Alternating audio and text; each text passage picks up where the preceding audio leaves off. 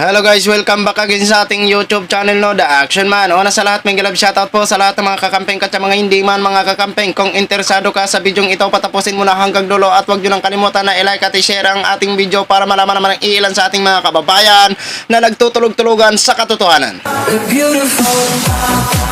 So muli naman nagbabalik ang nag-iisa nyong host na si The Action Man para magbigay ng komentaryo at reaction sa mga mainit ng issue ng bayan. So ito ho mga ka-action, mga kakamping ko, may gusto lang ho ako na i-share sa inyo mga ka-action. Sa panahon ngayon mga ka-action, may dapat po unahin ang gobyerno natin. Alam nyo na kung mga ano-ano ang dapat na i-priority ng gobyerno natin ngayon. Pero ano ba ang inaatupag nila dyan sa Kongreso at Senado ho mga ka-action? Diba? Kung ano-ano na mga issue na hindi naman importante na mga issue ang kanilang pinapriority. Diba? Kagaya-gaya niya ng malaking controversial ang nasabing commercial about sa People Initiative na yung commercial na EDSA Puwera. EDSA Puwera daw. Sa mga taong ayaw ng 1987 Constitution, yan, bagay kayo dyan sa commercial na EDSA Puwera. Kasi yun naman ang gusto nyo, di ba? Ang baguhin ang Constitution. Kaya nag-ano kayo ng advertising na EDSA Puwera. Kung kayo kayang umalis dyan sa Senado, diba? Kung kayo kayang umalis dyan sa Kongreso, diba? Ito ho, mga ka-action, mga kakamping, no? Ayan, hindi na rin nakapagpigil si Senadora Risa Hintoberos ho, mga ka-action. Ito, nagsalita na about sa EDSA Puwera at about sa People Initiative, mga ka-action. Pinuna ni Senadora Risa Hontiveros na hindi tamang tawagin na People's Initiative ang isang panukala kung hindi naman ang taong bayan ang may pakana nito. Ang pahayag ni Hontiveros ay kasunod ng isang paid advertisement na EDSA Puwera na binigyan diin umano ang panukalang sa 1987 Constitution na nangangailangan ng pag-amyenda o charter change. Iginit ng Hontiveros na sa umpisa pa lamang ng mag-viral ang patalastas ay halatang galaw na para lamang sa kapaki-pakilabangan ng mga abusadong may nakatayang personal na interes. Kaduda-duda rin aniya na ang mga organizer na nasa likod ng advertisement at mga kumakalat na forma ayaw magpakilala at nagtatago sa likod ng isang law firm.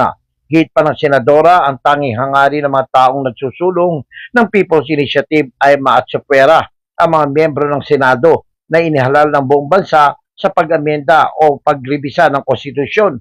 Gayunpaman, nananawagan si Hontiveros na salip na sayangin ang oras sa peking People's Initiative, unahin ang totoong hinihingi ng taong bayan na may baba ang presyo ng pangunahing bilihin, may taas ang sweldo ng mga manggagawa, tugunan ang lumalalang korupsyon, bantayan ang walang tigil na pang-aapi ng China sa West Philippine Sea at marami pang isyu na hindi matutugunan ng People's Initiative Campaign.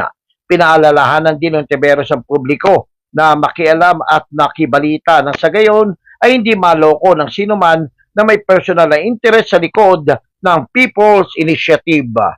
So yun na ho mga ka-action, mga kakamping no, napakinggan na po natin ang salaysay o statement ni Risa Hontiveros. So palakpakan nga muna si Senadora.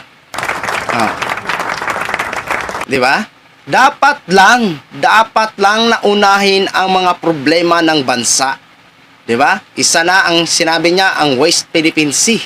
Problema sa pagkain, problema sa mga bilihin na nagmahal. 'Di ba? Dapat 'yan ang unahin, hindi yung kung ano-ano ang mga inaatupag ng ating mga nasa gobyerno. 'Di ba? Na kung saan hindi naman importante 'yan para sa taong bayan. Yan para lang naman sa mga taong gustong umupo na matagal sa pwesto. Okay lang po sana na maging matagal kayo sa pwesto kung kayo ay may ginagawa, di ba? Hindi ko naman nilalahat ang lahat ng opisyal ha. Yun lang yung malang ginawa kung hindi magnganga na magnganga. Pero may mga opisyal po na tapat at naglilingkod sa bayan, di ba? At saludo tayo doon.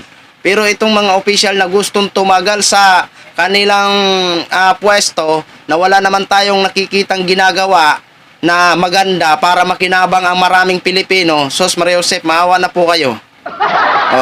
Maawa na po kayo mga mawalang galang na po sa inyo, sir or ma'am dyan, sa mga tinatamaan na mga walang ginagawa ha, sa walang ginagawa lang, di ba? Wag na ho kayong mag-ano dyan, kasi yung People's Initiative na yan, parang wala na rin yan Wala na rin yan saysay, di ba? Direct to the point po tayo, walang saysay yan. Kasi hindi na po yan boses ng tao. Kung hindi, boses na po yan ng pera at boses ng gustong tumagal na opisyal sa kanilang serbisyo na wala namang ginagawa. Di ba? Hindi na ba kayo nahiya sa inyong mga sarili? Maraming nagugutom. Dilat nyo naman po ang inyong mga mata. Lumingon po kayo. Pumunta po kayo sa mga lansangan. Maraming Pilipino ang nangangailangan ng serbisyo nyo. Yung serbisyo nyong totoo na makakatulong sa mga taong nahihirapan sa buhay. Sa mga taong wala nang makain. Ano bang ginagawa mga kaaksyon ng ating iilan sa ating mga opisyal kung hindi magbangayan na magbangayan? 'Di ba? Imbes na magbangayan kayo dyan kung anong magagawa nyo para maibsan po ang kahirapan dito sa ating bansang Pilipinas. Diyos ko naman po, gumising naman po kayo, maawa naman po kayo sa mga Pilipino. 'Di ba? Buti lang po kayo may makakain kayo pagdating nyo sa inyong bahay, aircon pa ang bahay nyo, may mga katulong pa kayo pag ano nyo, upo na lang kayo sa misa nyo, kakain, may naghuhugas pa paano na lang po ang mga taong walang makain? Dahil wala na silang sapat na pera para pambili sa mga mamahaling bilihin, lalong-lalo na po yung bigas. Dapat yan ang maging priority nyo po, di ba?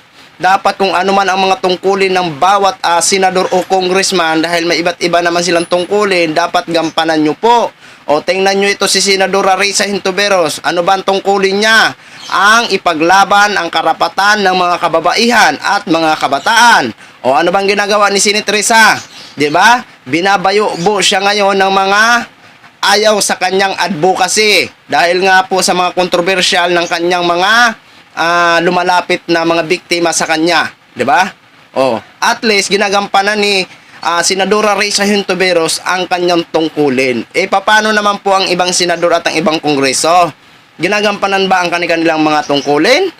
O inaatupag yung mga issue na mga ano na kung sila lang ang makikinabang? Diba? Nagtatanong lamang. So yun lang ho mga ka-action, mga kakamping knog, share ko lang ho sa inyo. Maraming salamat po sa ating mga viewers Luzon, Visayas at Mindanao all over the world. Ako po ang inyong lingkod, si The Action Man. Have a good day everyone. Beautiful.